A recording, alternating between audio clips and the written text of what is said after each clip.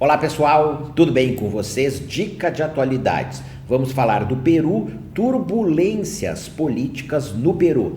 Antes de nós falarmos aí das turbulências do mês de outubro de 2019, vamos fazer uma breve retrospectiva política do Peru, país que é vizinho do Brasil, no século XXI.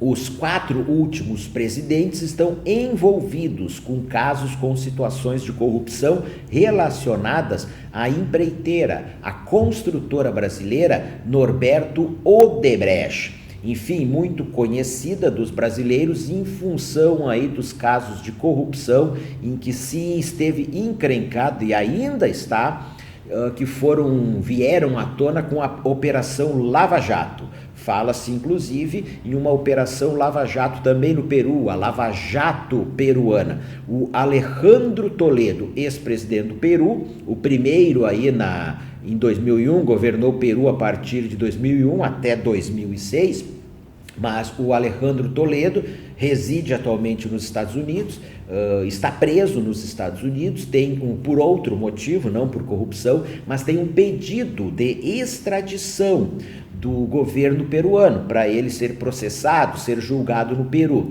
Na sequência, nós tivemos aí o Alan Garcia, que no ano de 2019, claro, já é ex-presidente, mas envolvido ali com a corrupção, mediante uma ordem judicial, a polícia esteve lá na sua residência para prendê-lo e ele, pegou ali uma arma e deu um tiro nos miolos. Ele se suicidou. Quem o sucedeu foi o Ollanta Humala, também corrupção, Odebrecht. O Ollanta Humala, inclusive, esteve preso por um período, ele e sua esposa, está solto atualmente, mas responde aí o processo em liberdade. E quem sucedeu o Ollanta Humala, em 2016, final de julho de 2016, tomou posse o Pedro Pablo Kuczynski, o PPK, que governou o Peru até março de 2018, quando ele renunciou, mediante uma segunda votação de um pedido de impeachment, que ia ser aprovado no Congresso Nacional Peruano, que é unicameral. Nós só temos lá uma Assembleia Nacional, não é um Congresso, é uma Assembleia Nacional, não tem Senado da República no Peru. Então o Pedro Pablo Kuczynski, ele renunciou, mesmo caso, envolvimento com corrupção relacionada a Odebrecht. Quem o sucedeu foi o seu vice-presidente, o Martim Vizcarra.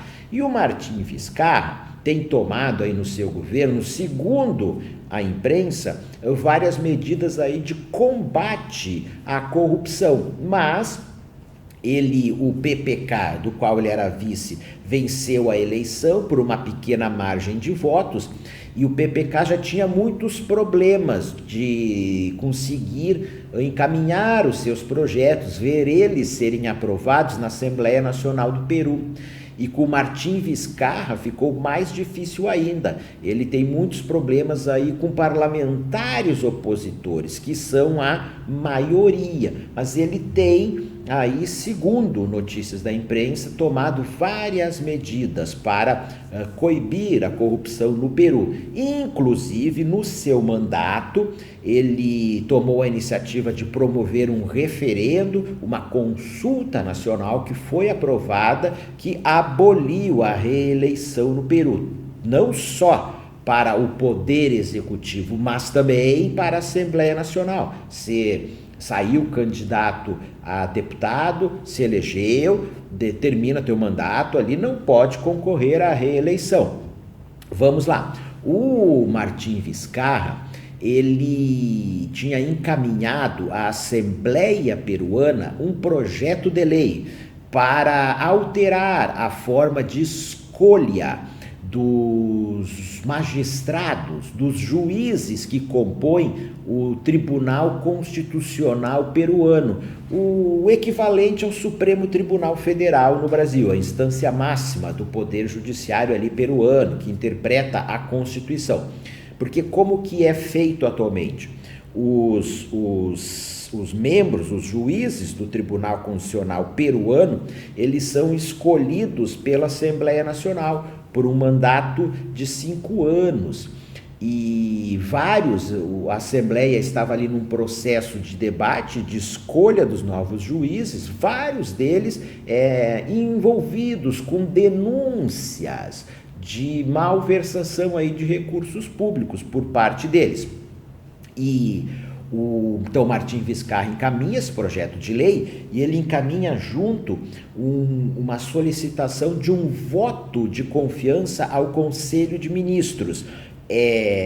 O sistema político peruano, ele tem algumas diferenças em relação ao sistema político brasileiro. Nós temos o presidente, aí nós temos um outro cargo, uma espécie de primeiro-ministro, mas que é subordinado ao presidente, que chefia esse conselho de ministros. E o presidente do Peru, ele pode solicitar à Assembleia Nacional um voto de confiança ao seu conselho de ministros. Durante o seu mandato, em 2 oportunidades, esse voto de confiança ele for negado, o presidente ele pode dissolver a Assembleia Nacional e convocar novas eleições. E o que ocorreu?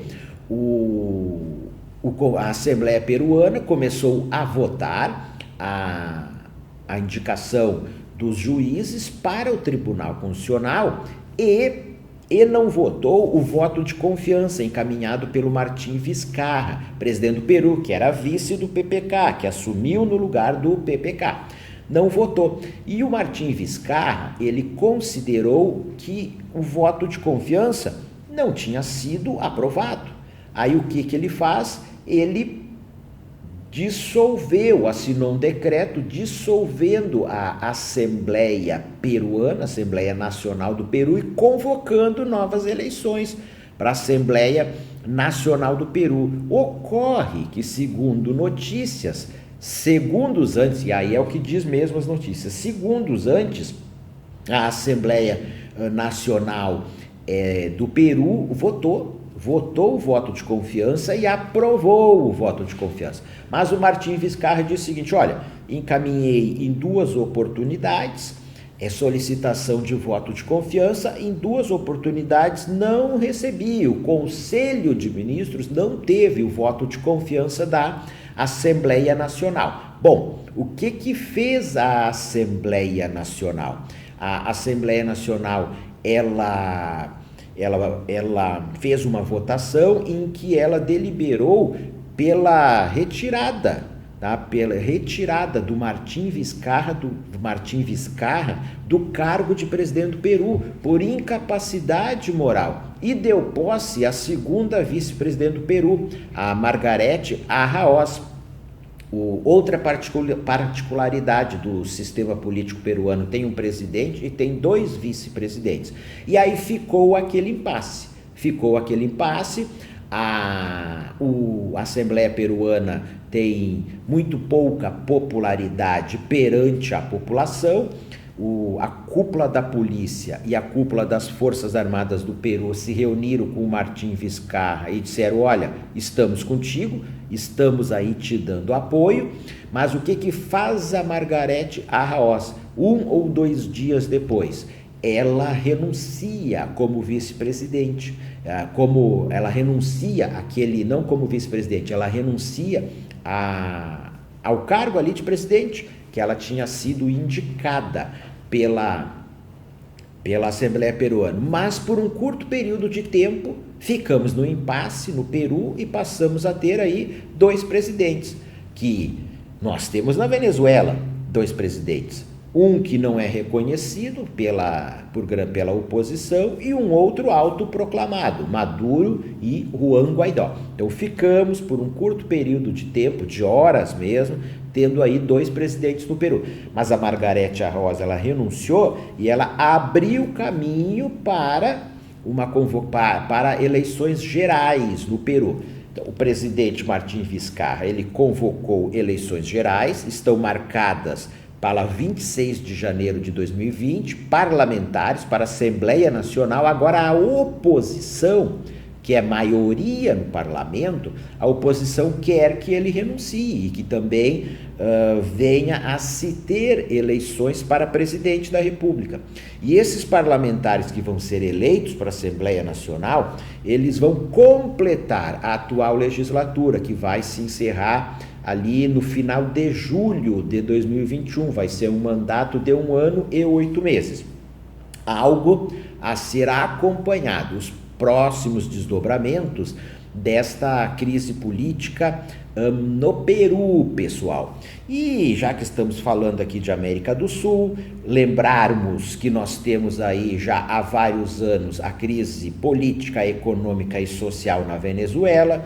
Em outubro de 2019, eleições presidenciais na Argentina, país que passa por uma crise econômica, eleições no Uruguai, também antes do final do ano, eleições presidenciais na Bolívia.